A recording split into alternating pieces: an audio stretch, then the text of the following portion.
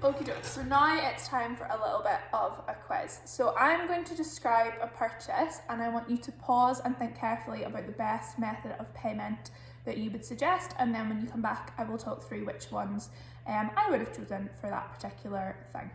So our first one is a holiday to America. So imagine there's 4 people in the family and they're flying on a holiday to America, and let's assume or guess that this cost them £5,000.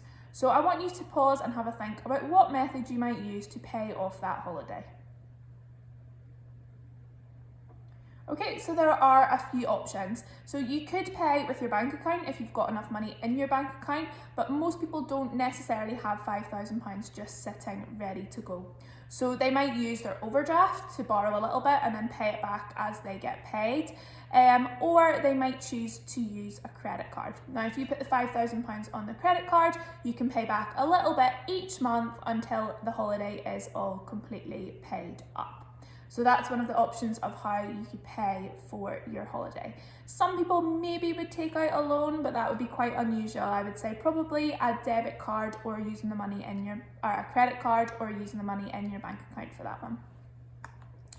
Number 2 is a bake sale. So you're going to a bake sale, so for example in the community centre, like a Christmas bazaar, and there's some cakes on sale. How would you purchase them?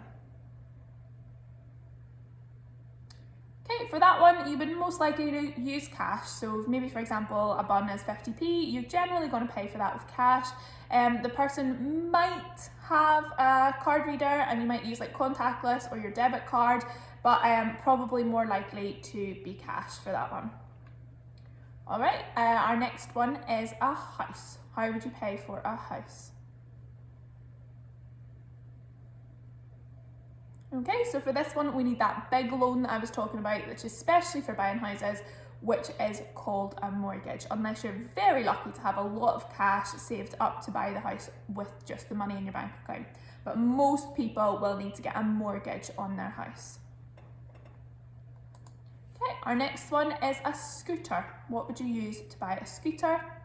Now I'm going to give you, this is from Argos. What would you use to buy the scooter?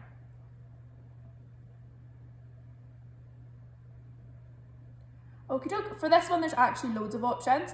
Say you had some birthday money saved up, you could pay for it with cash. You could purchase it online and then do like the click and collect or have it delivered, so that would be using your debit card for that, or your bank account to do the online payment.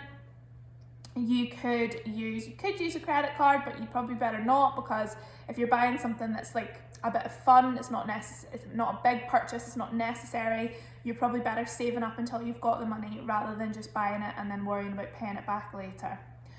So that was an example of a few things that you could use different methods of payments for. Now, there's not necessarily any right or wrong answer, but the thing I really want you to take away is that there are some methods of payment that you use the money you've already got, and some where you have to borrow money from the bank.